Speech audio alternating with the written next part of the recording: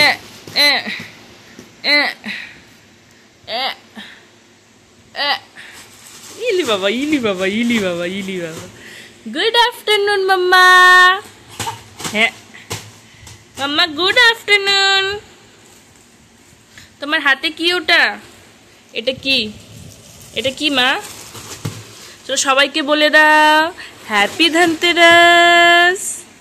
Happy Dhanteras মাম্মা, সবাইকে বলে দাও। তো আমার আর জানুর তরফ থেকে তোমাদের সবাইকে ভেরি হ্যাপি ধনতেরাস। আজ হচ্ছে ধনতেরাস।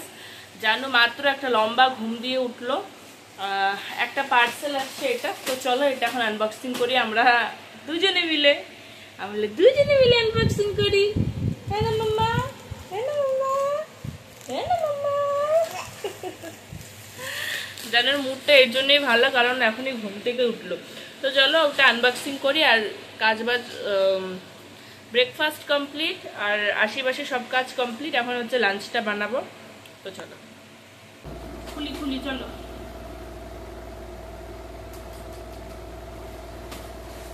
এটা খুলি মা, যেমন করে খুলি,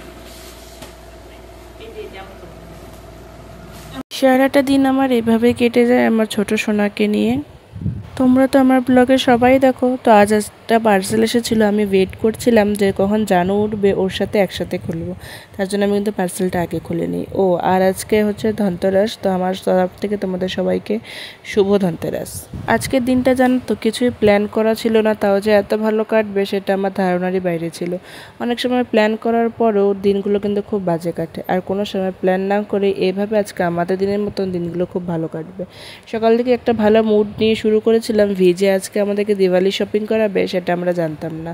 বাজারে গিয়ে এক ফটো ভিডিও করার কথা মাথায় ছিল না, কিন্তু কী কী কিনেছি ওটা কিন্তু তোমাদের সাথে শেয়ার করেছি।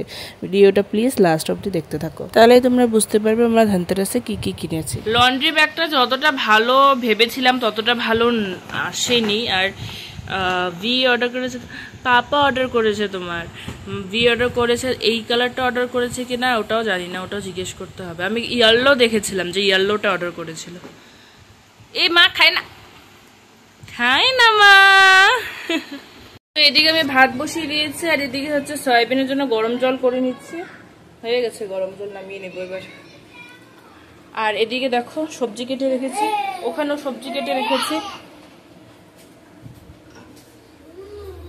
আজকে খুব সিম্পল খাবারই বানাবো, দেখি কি বানাই।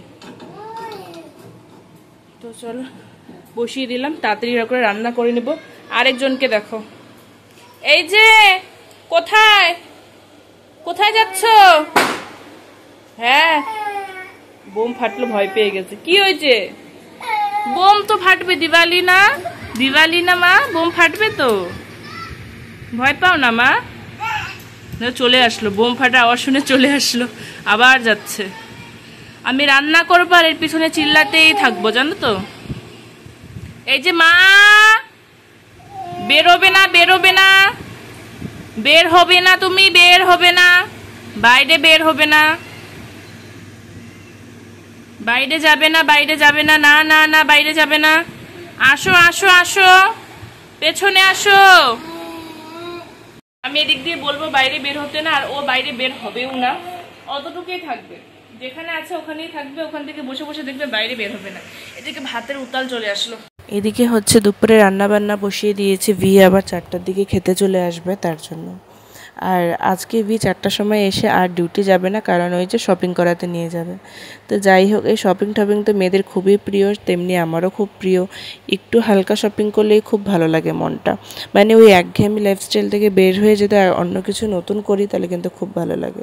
এদিকে আজকে অনেক ভাবতে ভাবতে ভাবলাম যে আজকে ধনতেরাস, তার জন্য হচ্ছে আজকে নিরামিষ খাবো। তাই দেখো একটা বেগুন আলু দিয়ে নিরামিষ ঘন্টর মতন করে নেব, আর সয়াবিনের সবজি আর বাঁধাকপির বড়া। তো এগুলো বানাচ্ছি, এতগুলো আইটেম বানাতে যে আমাকে কতক্ষণ টাইম লাগবে, কারণ ওই যে জানুকে কোলে নিয়ে নিয়ে বানাতে হয়, আর কন্টিনিউ তো কাজ করতে পারি না। অনেক সময় রান্নার মাঝখানে গ্যাস অফ করে রাখতে হয়, কারণ জানুকে ধরতে লাগে। জানু ঘুমালে যে রান্নাবান্নাটা করবো তারও কোনো উপায় নেই, কারণ আমার জানুর কান এত পাতলা, ও হালকা একটু এই ফোড়নের আওয়াজে উঠে পড়ে। তো আর একই আমাদের যেহেতু একটাই রুম, রান্নার খুব ঝাঁঝও আসে, কাশিও হয়, তার জন্য ও যখন ঘুমায় তখন ওকে আমি এক ফোঁটা ডিস্টার্ব করি না, তখন কোনো রান্নাবান্না করি না। এদিকে রান্নাবান্না করছি, আবার এদিকে কিন্তু আমার জানাশোনাকেও খাওয়া দাওয়াতে লাগবে।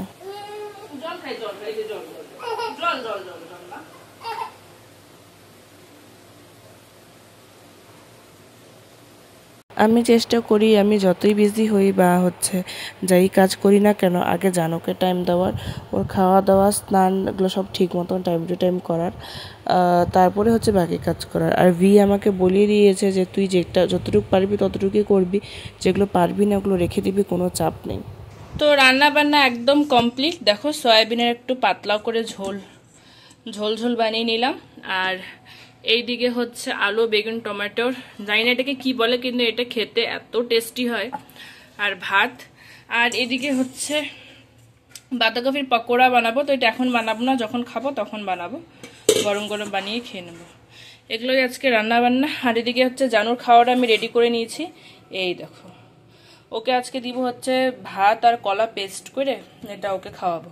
তো চলো খাওয়াবো, এগুলো পরে গুছাবো। আগে জানুকে খাইয়ে দিয়ে স্নান করাবো। তারপর বরের এই কথাটা বলাতে যে একটা বউয়ের কত হেল্প হয়, কত সাপোর্ট হয়, সে মেন্টালি কতটা সাপোর্ট পায়, সেটা তোমাদেরকে বলে বোঝাতে পারবো না। অনেকজনের বউয়েরই মুখে শুনি যে তাদের বর নাকি কোনো রকম কোনো হেল্পই করে না, অ্যাটলিস্ট বাড়ির কাছে ফিনান্সিয়াল দিকে হেল্প করলো, বাড়ির কাছে কোনো রকম হেল্পই করে না, সব কাজ তাদেরকে নিজেদেরকে করতে হয় বাচ্চা সামলিয়ে।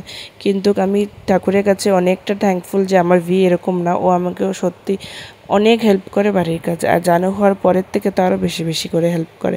ও আমাকে আগের থেকেই বলে রেখেছে ছেলের যেন কোনো রকম অসুবিধা না হয়, বাদ বাকি কাজ পড়ে থাক, কোনো ব্যাপার না, আমি ডিউটির থেকে এসে করে নেব। কিন্তু সেটা কি আর ভালো লাগে বলো? তাই আমি যতটুকু করতে পারি জানো কি নিয়ে ততটুকু করি, আর বাদ বাকি যেগুলো থাকে ওগুলো করে ফেলা। তো এখন আমরা যাচ্ছি একটু বাজারে, সন্ধে লেগে গেছে, বাজার থেকে এসে আবার পুজো করব। বাজারে যাচ্ছি, আজ ধনতেরাস, পরশু দিন দিওয়ালি, মানে মানডেতে দিওয়ালি। তো দিওয়ালির কিছু কেনাকাটি করতে আমার পুকুরটাকে নিয়ে যাচ্ছি। পুকুরটাকে নিয়ে মাম্মা, মাম্মা ওইদিকে দেখো, ওর বাবাকেই দেখে যাচ্ছে, ওইদিকে দেখো। ভিও রেডি পিছন পাকে, এই দেখো। তো চলো যাওয়া যাক, দেখি কি কি আনি। বাজার থেকে চলে এসেছি, আর কি কি জিনিস এনেছি চলো তোমাদের সাথে শেয়ার করি। এদিকে ভি অলরেডি লাইটিং লাগানো স্টার্ট করেই দিয়েছে।